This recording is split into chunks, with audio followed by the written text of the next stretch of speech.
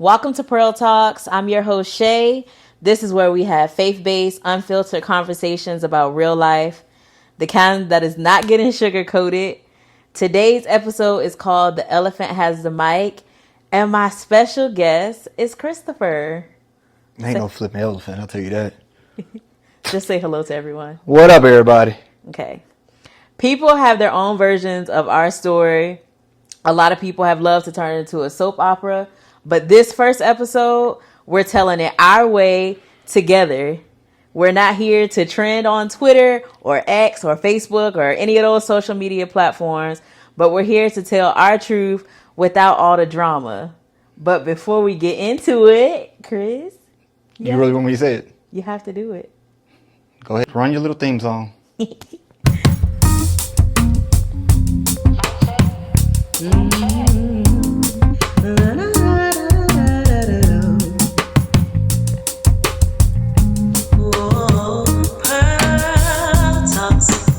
Where I should listen to conversation. This is Pearl Talks on how I found freedom and revelation. Welcome to Pearl Talks.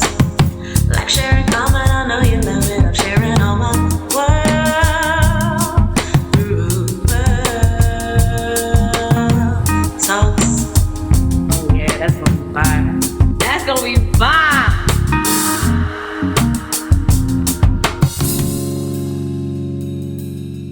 All right, getting into the why we're here. All right. All right, question one. Let's get it. How you feeling about doing this? Nervous. Armpits are sweating right now, I ain't gonna lie to you. So what made you say yes to having this conversation on the mic? Because when I first asked you, I was like, I know this is super unhinged, but what made you say yes? I mean, at this point, it's kind of just is what it is. It's tired of answering the same questions to 10 million people. You know what I'm saying? So You can just send this to them. we could just send this to them, and there we go. So Absolutely. Yeah. So yeah, that's why this conversation matters. It's about making sure we tell our story and not letting the rumors tell it for us. Right. Yeah. So like I said on episode 1, if y'all haven't heard it, what are we not, Christopher? What are we not? What are we not? Together?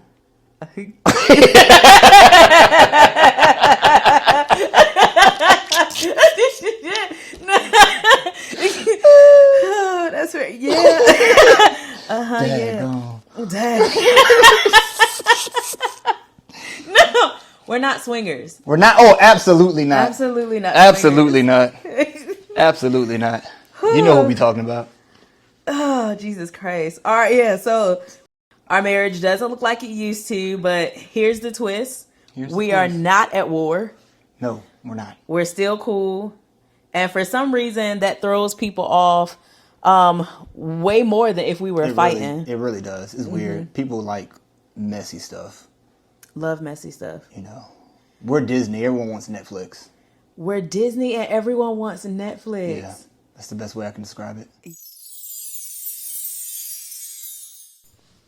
Okay, so if we go ahead and rewind, what do you feel like surprised you the most about being married in general? I mean, that's 13 years of things. We have to keep it concise. Okay. Because we're trying to keep a time limit. But what surprised you the most?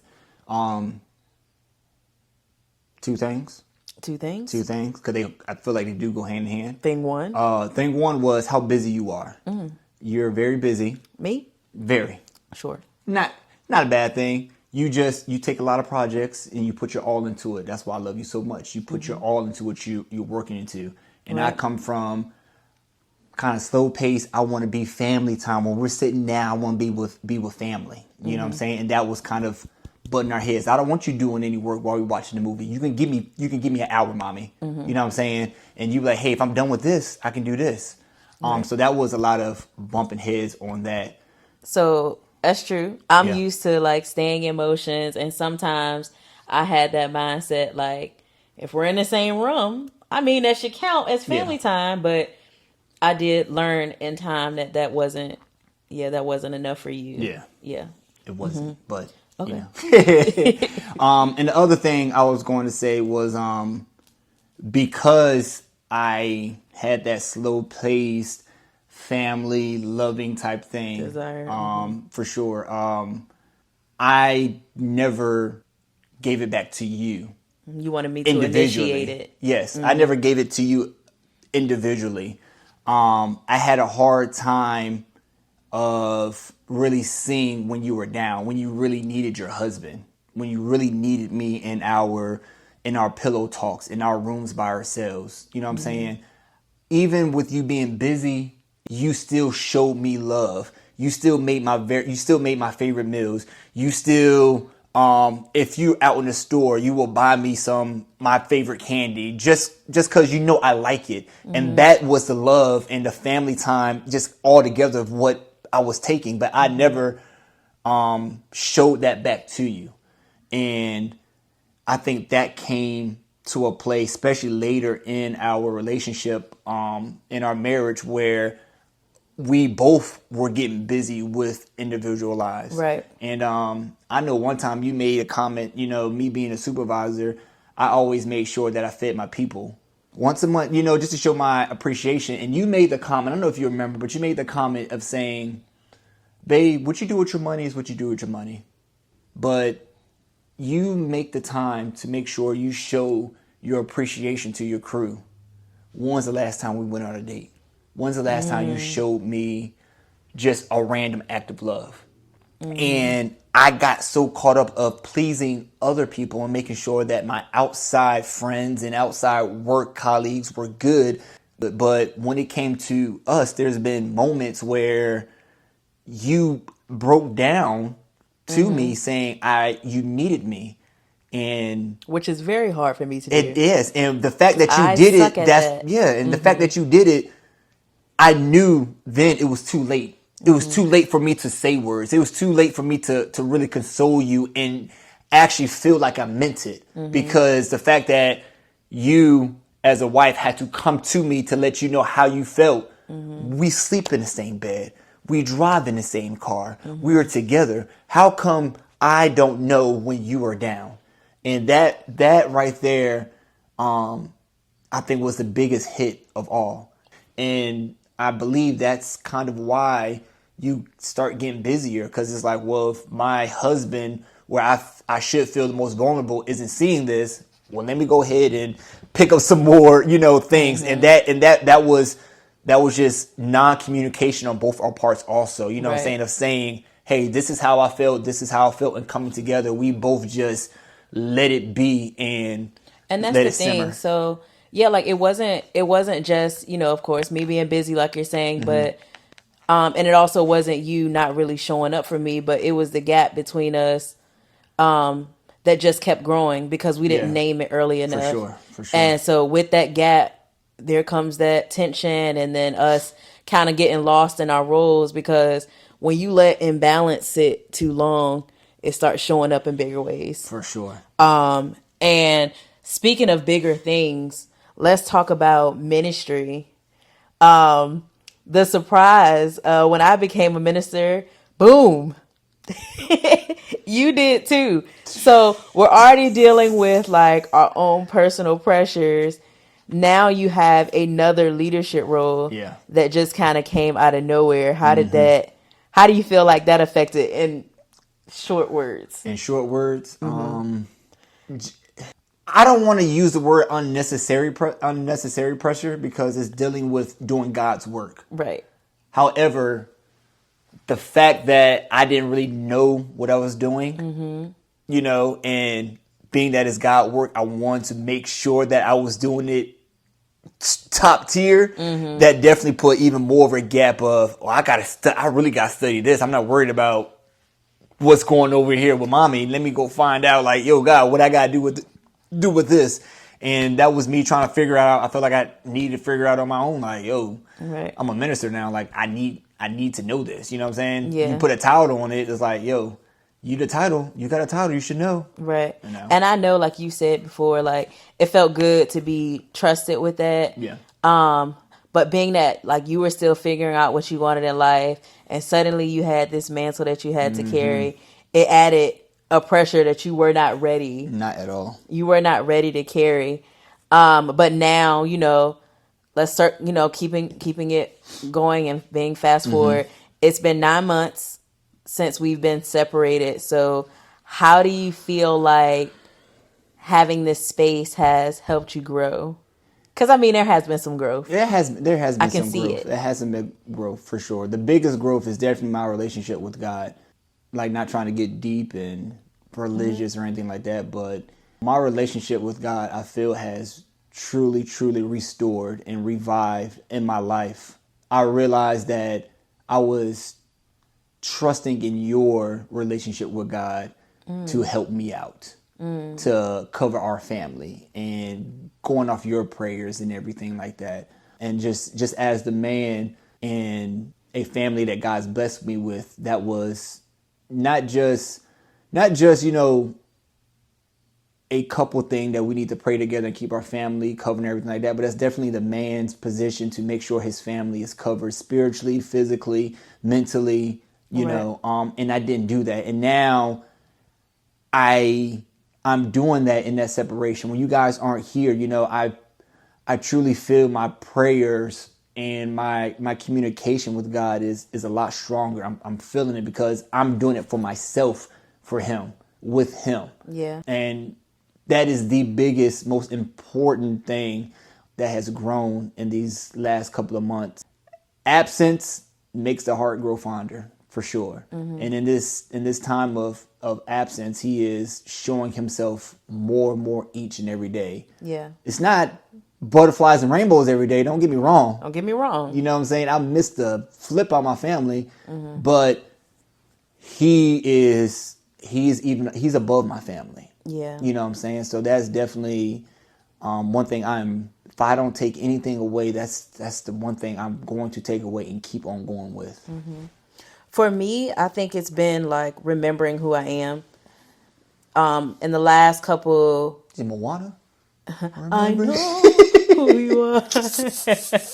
No, seriously though, Told you, Disney. I got really lost in, all the titles, wife, mom, minister. Yeah, for sure. And this season has forced me to stand on my own again and live with no regrets and just really focus on growing. But now that we've shared how we've grown, when did the separation actually hit you? So they've came in quarters. They've come in quarters. The first one where it hit me was obviously in January when we actually did it signed the papers. That's when number one. That's number one. Definitely hit me. The second time it truly hit me is when we sold the house. Yeah.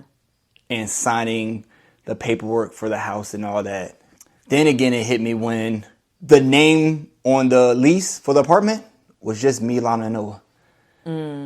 There was no Shayana in it at all. But the latest one it hit me is your first podcast and reading your description of your podcast, seeing recently, newly separated. I think that one hurt the worst because now it's public. I hated it. I hated the way that made me feel. This last one, like just reading it and yeah. And I mean, I get that. So like, it's been very interesting, seeing people find out.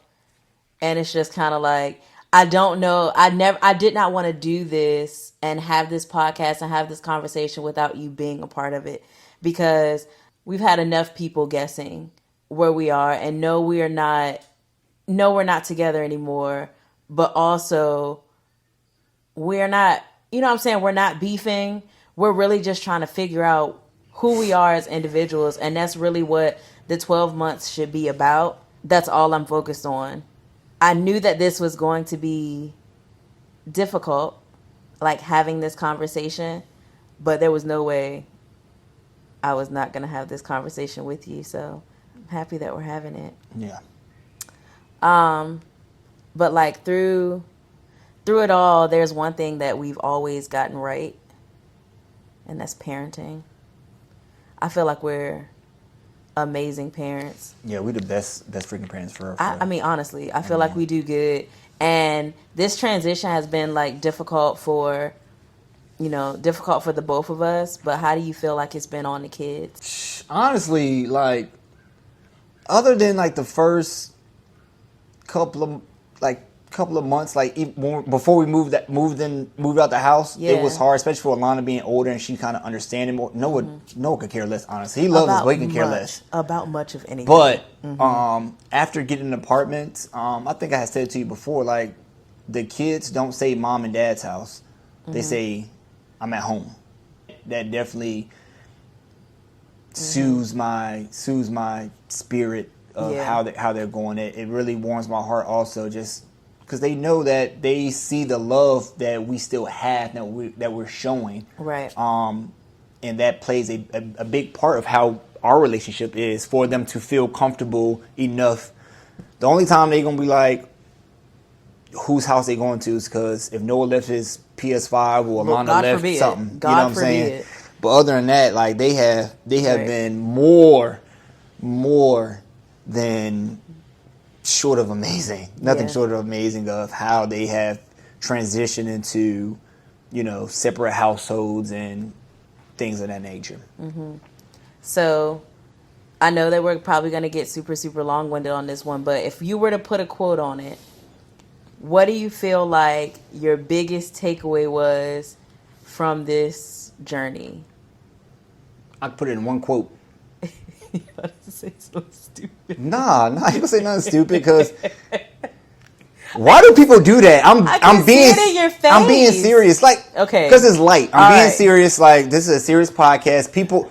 This is not a serious. No, it's not serious. Everybody know me. No, but let's. How many people don't really felt what you said on your first episode? Lock in. All right, lock in. Your biggest takeaway from this journey is: don't love your wife. Wife your love. See what I'm saying? Wife your love, fellas. You know what I'm saying? Nah. What did I say on the TikTok? That's so good. I love that. Oh my God, I love that. Yeah, no. You got to take it a day at a time. Mm-hmm. That's really, to sum up everything. Beginning of the year, I was in a dark place. I didn't want to be here. I wanted to please the flesh, and if my wife wasn't giving me attention, I would go try to find it somewhere else. You know what I'm saying? Mm-hmm. And that wasn't good. And that has kept me in a dark, dark place, because I was worrying about, is she ever going to come back? I was worrying about, are the kids going to be, traumatized with this? Mm-hmm. Picking sides, like you said in the beginning, picking sides of, what are people going to think? Yeah, because, honestly, I feel like everyone takes a woman's side. Mm-hmm. And that just is what it is. And if you were married to somebody else, I'll take your side. Because you were just a great person. You know what I'm saying? Okay. I would take your side. But with all that... I didn't pay him to say that, y'all. And with all that mess going on, once I stepped and started taking what was thrown at me that day, that's all I worried about. Mm-hmm. I got work. I still got things I have to do. I still have children. I still have a life to live. Mm-hmm. And if you constantly think about the future, if you constantly think about what this other person's doing, what people may think, and going from there of, looking at your mistakes and what you've done, everything like that, it's going to send you down. It's going to send you down into a spiral that you're not going to be able to get out of. Mm-hmm. So day at a time, truly taking it one day at a time. And one day at a time has led me to now. Mm-hmm. It's September 2025 is darn near almost over. Right. And that's nowhere to I am here. I am here in September, breathing, laughing, having a good time, because I finally took it one day at a time. That's the heart of it, and that's the main thing that I wanted people to get out, because you preached, and the funny part about when you preached that your opening line was the flesh sucks. Yo, flesh sucks, bro. It does. But now that, you know, we have people that are listening and finally getting answers to what's our status and what's going on, you had said something, they were publicly shamed, and it was all of that. But then you also went into how they went into the innermost part of the jail, and you said how during their walk of shame, their walk of shame, they prayed amongst those who were captivated. And when you were talking about them walking into that stage, all I could think about was us. Like, lots of people look at separation as failure, and they feel a way about, the normal being changed, right? But the fact that Paul and Silas were walking and still doing their quote unquote walk of shame into the jail cell, they were still declaring that God was good. Yeah. They were still talking about, the servitude and still focusing on the positive, and them doing that walk of shame amongst those who were captivated is ultimately what created that ripple effect of praise. And so it's another added reason to have this podcast, because there are a lot of people who are separated. There are a lot of people who are struggling with shame from this thing or that thing, but being able to continue speaking and continue having that positivity is what's ultimately going to help save lives. And I really want to say I appreciate you for doing this with me. Yeah. And even though you were nervous, I think this turned out good. It did. I truly appreciate it. It went well. It went a whole lot better than. I knew it would be. This is probably gonna be the best. You got 9 episodes. It's gonna be 9 episodes. 9. Yeah, it's probably gonna be the best one for real. Let's be honest.